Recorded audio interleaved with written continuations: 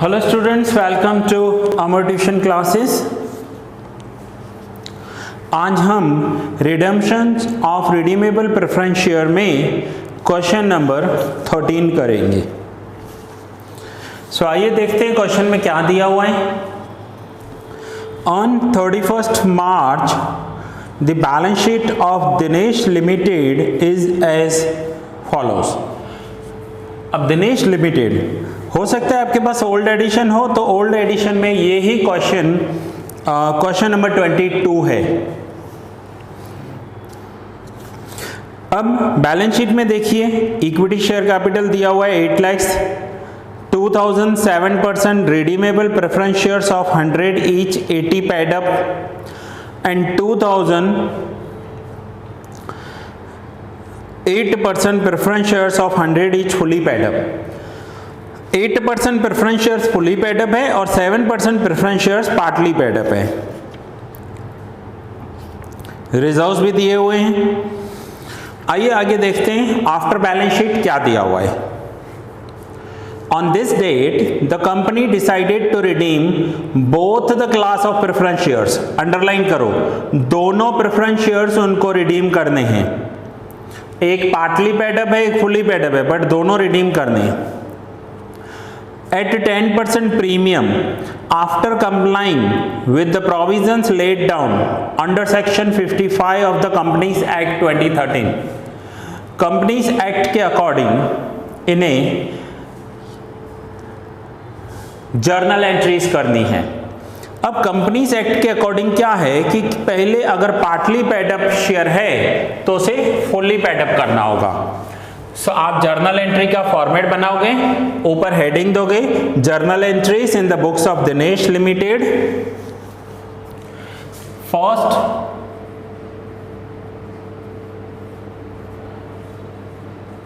Share final call account debit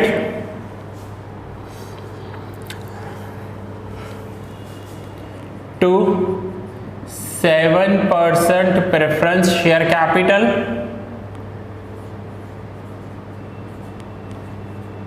account 2000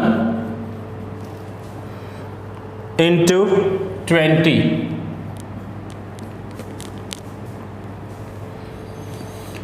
तो amount आ जाएगा 40,000।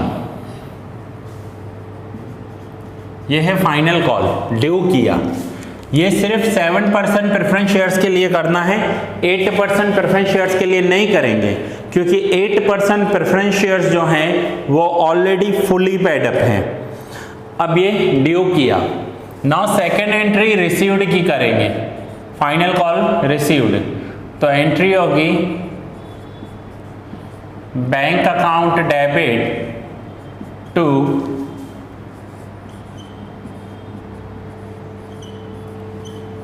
Share final call account 40,000। Bank account debit to share final call account 40,000। तो ये हो गई partly paid up shares को fully paid up करने के लिए एंट्री। मैंने पहले भी बताया था ये एंट्री तभी करेंगे जब शेयर्स पार्टली पेडअप हो। अगर शेयर्स फुल्ली पेडअप हो तो ये एंट्री करने की कोई ज़रूरत नहीं है। नाउ इतना करने के बाद हम थर्ड एंट्री करेंगे। अब हम रिडम्पशन प्रोसेस स्टार्ट कर रहे हैं। तो रिडम्पशन में पहले ड्यू किया जाता है। कौन से शेयर्स ड्यू करने हैं? तो एक 7% प्रेफरेंस शेयर्स हैं और दूसरे 8% प्रेफरेंस शेयर्स हैं। सो एंट्री होगी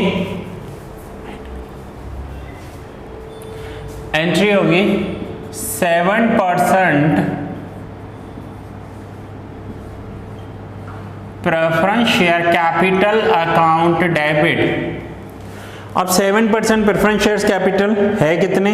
160 के थे और 40 और फाइनल कॉल रिसीव्ड हो गया, तो ये होगा 2 lakhs। 7% preference share capital account debit 2 lakhs।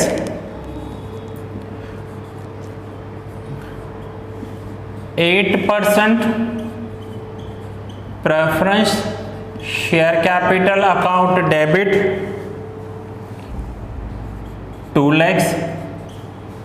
7% preference share capital account debit, 8% preference share capital account debit.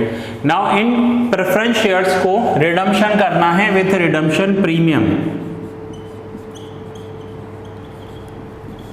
Redemption premium account debit 40,000 to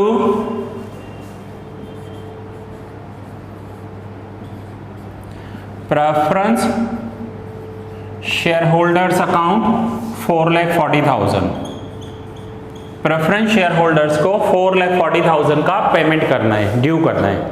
सो आप नोटबुक में और जर्नल एंट्री का फॉर्मेट बनाओ और मेरे साथ एंट्री करते जाओ. एग्जाम में एंट्री जर्नल एंट्री के फॉर्मेट में करनी है और दूसरा आपको नरेशंस भी लिखने हैं. ठीक है, नरेशंस क्या होते हैं? जर्नल एंट्री रिलेटेड एक इंफॉर्मेशन होता है. सो ये हमने first, second and third entry में क्या किया? जो रिडम्पशन है उसे ड्यू किया. अब रिडम्पशन तो ड्यू किया, बट उसके लिए पैसा कहां से आएगा? तो देखो, इन्होंने कोई प्रॉपर्टी बेची है, कोई इन्वेस्टमेंट बेचे हैं, कोई एसेट्स बेचे हैं. सो सेकंड पैराग्राफ रीड कर रहा हूं बैलेंस शीट के बाद. For this purpose necessary number of equity shares of ₹100 each are issued at par. Word के नीचे अंडरलाइन कर लो, necessary number of equity shares. इन्होंने बताया ही नहीं है हमें कितने इक्विटी शेयर्स इश्यू करने, हमें फाइंड आउट करना पड़ेगा. Cash balance of 60,000 is to be maintained in business. ये बता दिया है कि 60,000 का क्लोजिंग बैलेंस मेंटेन करना है. तो जब भी शेयर्स मिसिंग रखते हैं, इन्वेस्टमेंट मिसिंग रखते हैं, तो उस टाइम पर आपको क्लोजिंग कैश दे देते हैं, हमेशा दिया हुआ होगा. All the investments are sold away for 1,20,000 and all the preference shareholders are paid in full. Now सारे इन्वेस्टमेंट सेल कर दिए 120 में. तो आगे देखो इन्वेस्टमेंट हैं कितने के इनके पास. बैलेंस शीट में देखो एसेट्स में इन्वेस्टमेंट कितने हैं. तो इन्वेस्टमेंट्स हैं 1,40,000 के और सेल कितने में किए हैं? 1,20,000 में. तो ये तो लॉस कर दिया. तो एंट्री करेंगे bank account debit, profit and loss account debit, यहां पर ब्रैकेट में लिखेंगे लॉस, टू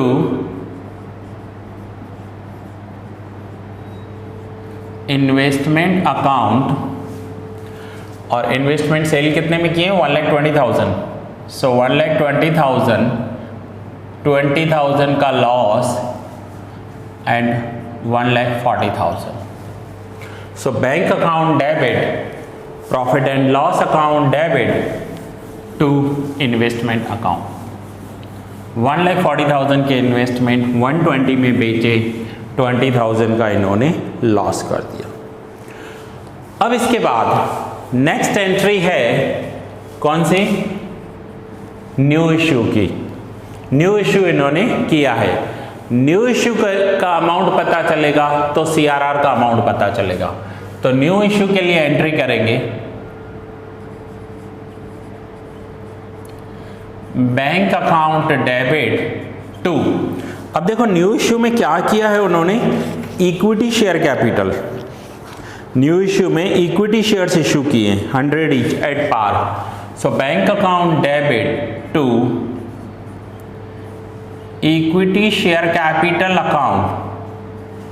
अब यहां पर अमाउंट नहीं दिया हुआ है, हमें नहीं पता इन्होंने कितने के शेयर्स इशू किए हैं, क्योंकि यहां पर हमें दिया हुआ है necessary number of equity shares. तो फाइंड आउट करेंगे. अब ये फाइंड आउट करने के लिए हमें क्या करना पड़ेगा? तो हमें कैश एंड बैंक अकाउंट बनाना पड़ेगा. तो मैं यहाँ पर बीच में पहले कैश एंड बैंक अकाउंट बना रहा हूँ ताकि आपको ये अमाउंट फाइंड आउट कर पाओ कि अमाउंट आया कितना. तो यहाँ पर हम बनाएंगे कैश एंड बैंक अकाउंट. ये आपको जर्नल एंट्री के बीच में नहीं बनाना है, जब सारी जर्नल एंट्रीज पूरी हो जाए फिर लास्ट में बना देना.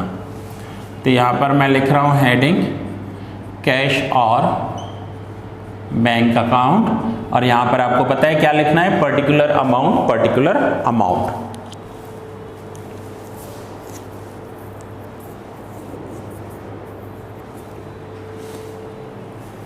चलिए नाउ सबसे पहले कैश का opening balance to balance BD। तो बुक में देखो आपको ओपनिंग बैलेंस कितना दिया हुआ है कैश का, बैलेंस शीट में देखो कैश और बैंक का ओपनिंग बैलेंस कितना है, तो दैट इज 1,10,000। अब इन्होंने ये भी बताया है कि क्लोजिंग बैलेंस 60,000 रखना है, ओपनिंग 1,10,000 एंड क्लोजिंग 60,000। अब जो भी रिसीव्ड हुए हैं वो डेबिट करेंगे, जो पेमेंट करने हैं वो क्रेडिट करेंगे। तो रिसीव्ड कौन कौन से हुए हैं, तो सबसे पहले फाइनल कॉल रिसीव हुआ था। आप अपने जर्नल एंट्री में देखो point number 2, bank account debit to share final call account. So bank account में डेबिट करेंगे share final call account 40,000, 40 received हो गए। Then entry number 4, investment sale किए हैं, तो bank account debit to investment account 1,20,000। Then आगे जाकर preference share holders को पेमेंट देना है, एंट्री नंबर 3 जो हम ड्यू करके आए हैं, ड्यू करके आए हैं, पेमेंट अभी बाद में देंगे लेकिन काउंट तो करना पड़ेगा ना। तो यहां पर लिखेंगे bye preference share holders account 4,40,000। अब हमें ये पता चल गया कि 440 का पेमेंट करना है, और हमें ये भी पता है कि 60,000 का क्लोजिंग बैलेंस चाहिए। इट मीन्स 5 लाख रुपीज़ का तो पेमेंट साइड का टोटल आ रहा है, सेम 5 लाख रुपीज़ का रिसिप्ट साइड का भी टोटल आना चाहिए। 1,10,000 minus 40 and minus 120, so difference आ रहा है 2,30,000। तो ये डिफरेंस क्या होगा, ये डिफरेंस और कुछ भी नहीं, ये एंट्री नंबर 5 है, bank account debit to equity share capital account.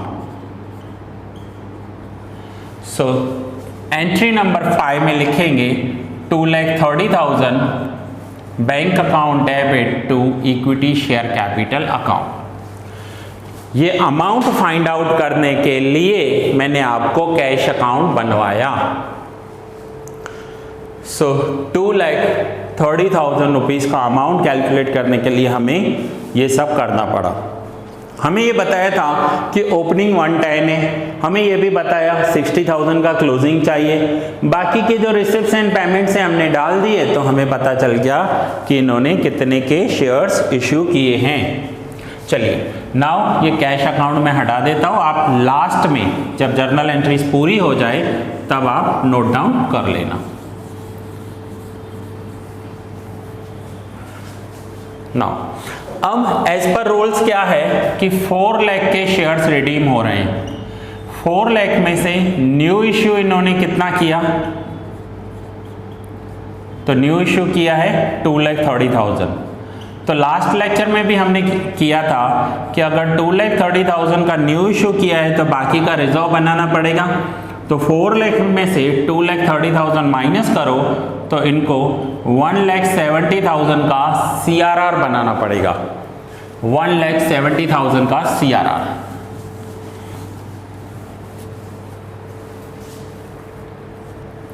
सो ये अमाउंट कैसे आया ये आपका क्लियर होना चाहिए।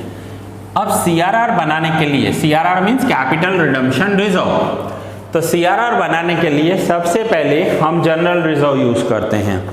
तो बुक में देखें जनरल रिजर्व है, अगर 1,70,000 जनरल रिजर्व है तो पूरा का पूरा यूज करेंगे, और अगर जनरल रिजर्व नहीं है तो P&L यूज करेंगे। तो यहाँ पर देखो जनरल रिजर्व कितना है 150, हमें चाहिए 170, तो 150 का तो जनरल रिजर्व यूज कर लेते हैं। सो एंट्री हो जाएगी जनरल रिजर्व अकाउंट डेबिट 1,50,000। अब 170 में से 150 जनरल रिजर्व में से ले लिए तो बाकी का amount profit and loss account में से ले लेंगे। So profit and loss account debit 20,000 to CRR account capital redemption reserve account 1,70,000। General reserve account debit profit and loss account debit to CRR account 1,70,000। तो ये हमने यहाँ पर CRR का वैल्यू कैसे निकाला वो बताया।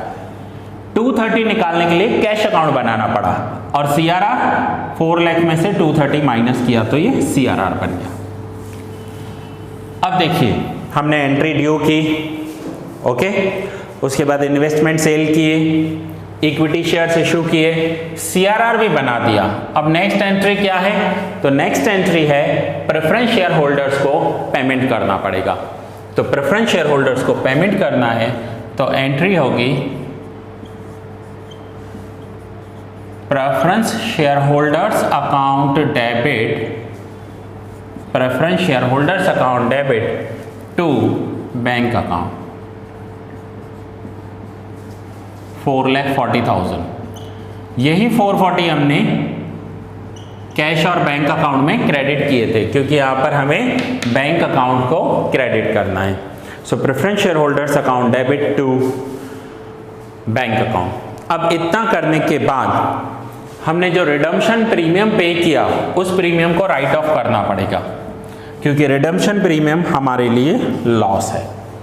अब उसके रूल्स में आपको बताऊं कि रिडम्पशन प्रीमियम को राइट ऑफ करने के लिए सबसे पहले सिक्योरिटी प्रीमियम यूज किया जाता है और अगर सिक्योरिटी प्रीमियम नहीं हो तो P&L यूज कर सकते हैं।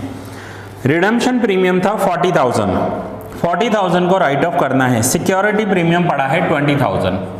तो मैं एंट्री करूंगा सिक्योरिटी प्रीमियम अकाउंट डेबिट 20,000, जितना है उतना लिखेंगे। बाकी का profit and loss account debit 20,000, security premium account debit profit and loss account debit to redemption premium account 40,000। अगर पूरा का पूरा अमाउंट हमारे पास सिक्योरिटी प्रीमियम में होता तो हम पूरा अमाउंट सिक्योरिटी प्रीमियम में से लेते।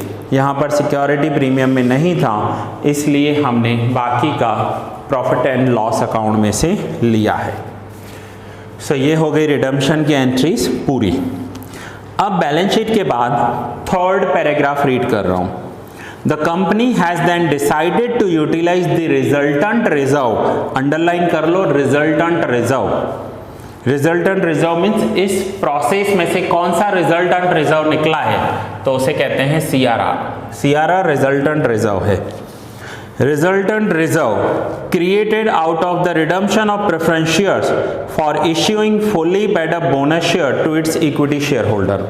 Now equity shareholders को बोनस देना है तो इक्विटी शेयर होल्डर्स को बोनस देने के लिए जो हम bonus issue of bonus share में जो सीख कर आए हैं वो हमें करना है। सो बोनस में जो हमने एंट्री सीखी है वो करेंगे। बोनस में हमने क्या सीखा था? Reserves account debit to bonus to equity share holders. So reserve कौन सा है यहाँ पर? CRR। तो एंट्री करेंगे CRR account debit, CRR account debit